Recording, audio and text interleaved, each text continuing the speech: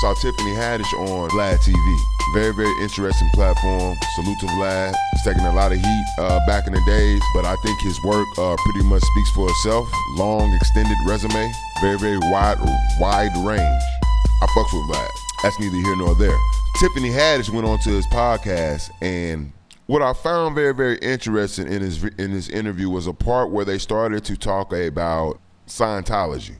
Unbeknown to me, Tiffany Haddish was a part of the infamous Scientology religion. She was a part of the Scientology religion. I think this deserves some church music.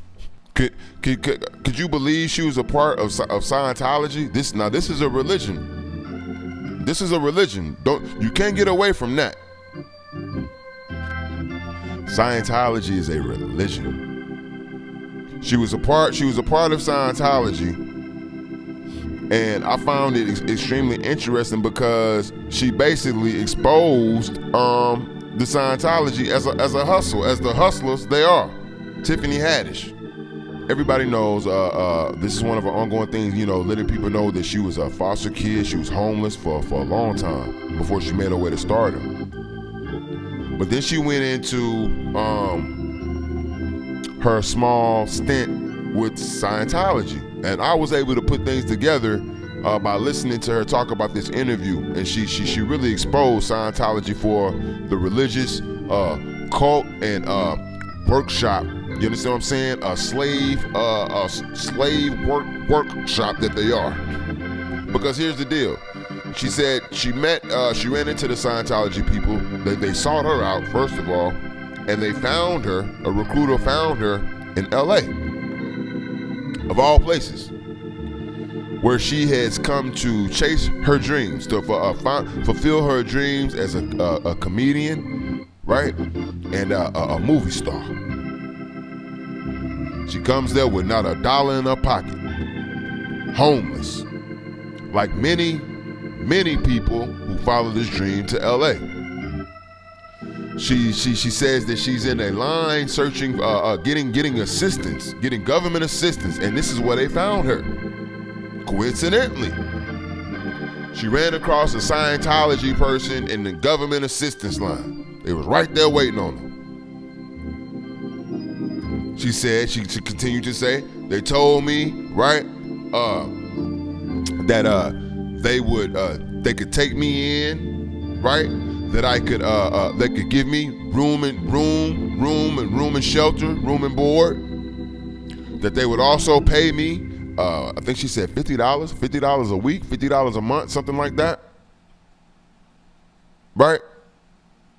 And they would bring her along, would you say?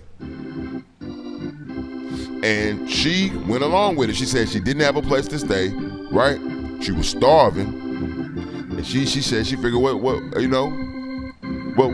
the worst that could happen? She said immediately they presented her with a contract larger than a Bible, right?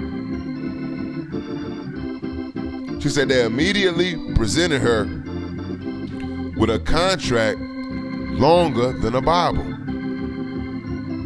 So she signed the contract, and she says they send her to a flagship, right? And this is where they're going to give her room and board, put her to work, feed her, all this good stuff. Said she was learning how to read better because she had trouble reading coming up. They were helping her. Now, let me help y'all understand what she means when she says they were helping her. I came to LA to get put on. Right? Y'all say y'all gonna do all this, y'all gonna do all that, right? But I got my ear to the street. I know what the Scientology is. I seen Tom Cruise, right? Your biggest promoter. I've seen all these other LA big wigs, these big actresses and actors talking about they're part of Scientology.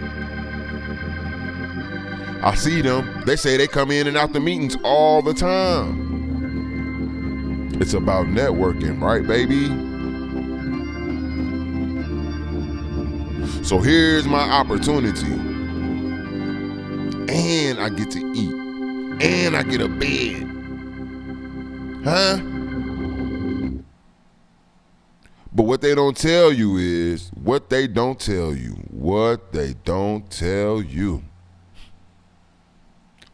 is once you sign that contract, once they get their hooks inside of you,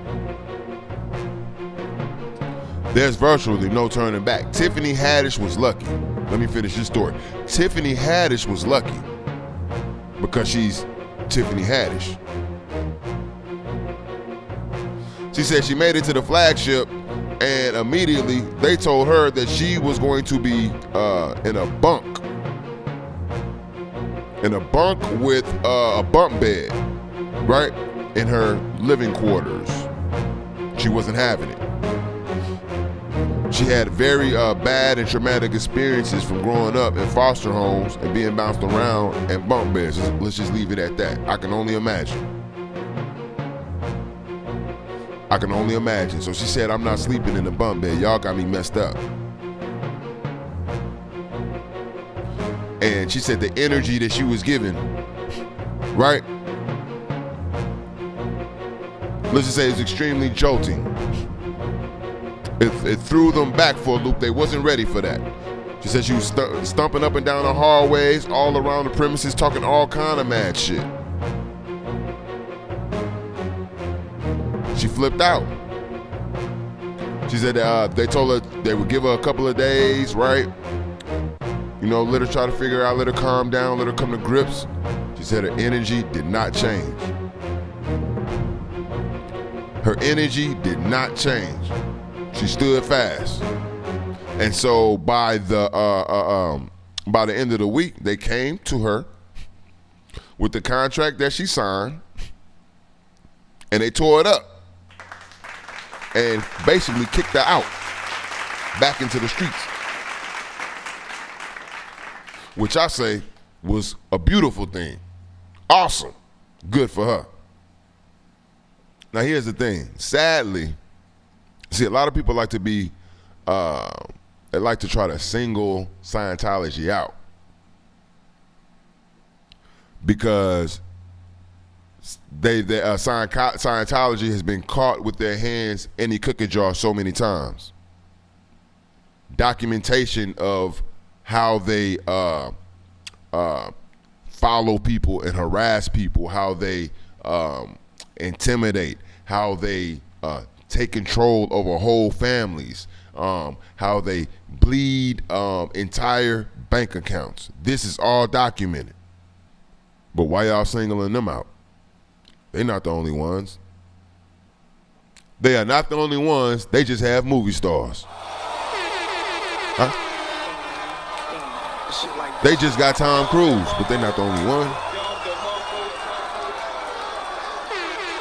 This is a blueprint that is used time and time and time again throughout the religious spectrum.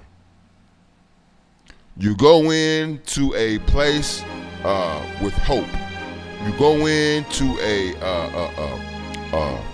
what you would think a godly place, right? To be saved. And then so many times we see people come out, right, with broken spirits. You understand what I'm saying? Let down and used up. This happens time and time again across the religious spectrum. Scientology is not the only one.